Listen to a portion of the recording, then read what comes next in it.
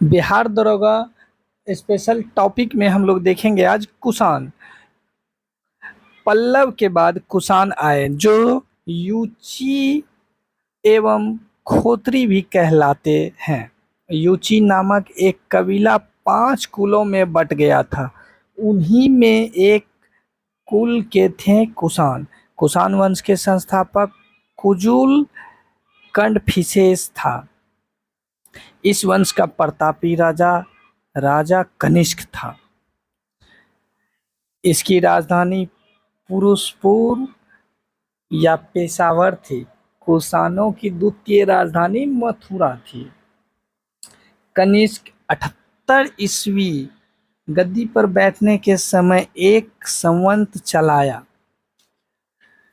जो शक संवत कहलाता है, जिसे भारत सरकार प्रयोग में लाया जाता है। बौद्ध धर्म की चौथी बौद्ध संगति कनिष्क के शासनकाल में कुंडल ग्राम कश्मीर में प्रसिद्ध बौद्ध विद्वान वसुमित्र की अध्यक्षता में हुई।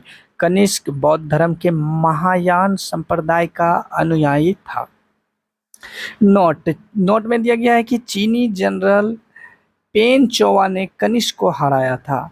आरंभिक कुषाण शासकों ने भारी संख्या में स्वर्ण मुद्राएं जारी की, जिनकी शुद्धता गुप्त काल की स्वर्ण मुद्राओं से उत्कृष्ट है। कुषाणों ने सोने के सर्वाधिक शुद्ध सिक्के जारी किए। कुषाणों ने उत्तरी तथा उत्तरी पश्चिमी भारत में सर्वाधिक जनसंख्या के तांबे के सिक्के को जारी किया था। कनिष्क का राज वैद्य चरक था।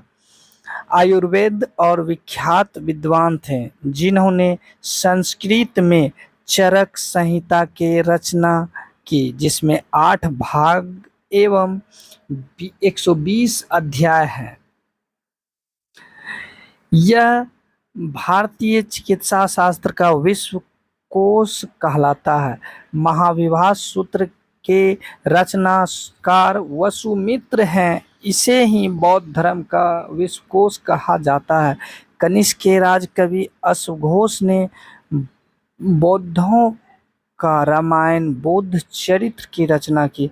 वसुमित्र, पार्श्व, नागार्जुन, महाचेत एवं जरासंध भी कनिष्क के दरबार की विभूति थे। भारत का आइंस्टीन नागार्जुन को कहा जाता है। इसकी पुस्तक माध्यिका सूत्र इसे नागार्जुन की सापेक्षता का सिद्धांत दिया। इसमें नागार्जुन ने सापेक्षता का सिद्धांत दिया था। कनिष्क की मृत्यु 102 ईस्वी में हो गई। कुषाण का अंतिम शासक वासुदेव था। नोट में दिया गया है कि कुषाण राजा देव पुत्र कहलाते थे। यह उपाधि कुषाण ने चीनियों से ली थी। गंधार शैली एवं मथुरा शैली का विकास कनिष्क के शासनकाल में हुआ। मथुरा संग्रहालय में कुषाण काल मूर्तियों का संग्रह अधिक मात्रा में है।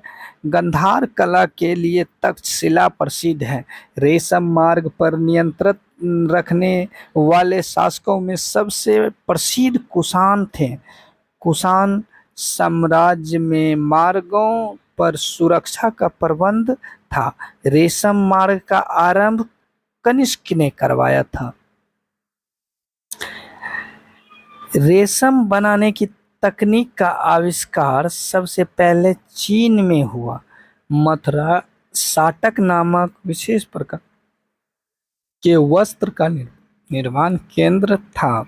कुषाण काल में सबसे अधिक विकास वास्तुकला के क्षेत्र में हुआ। इसी काल को बुद्ध की खड़ी मूर्ति का निर्माण किया गया था। कुषाण काल में ही बुद्ध की खड़ी मूर्ति का निर्माण किया गया है।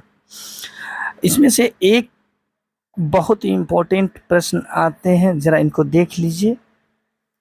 रेशम मार्ग का आरंभ किसके शासनकाल में हुआ? तो ये प्रश्न, इसके आंसर होंगे कनिष्क। ये VVI क्वेश्चन है, जरा इनको आप लोग गौर से देखिएगा। तब तक के लिए धन्यवाद।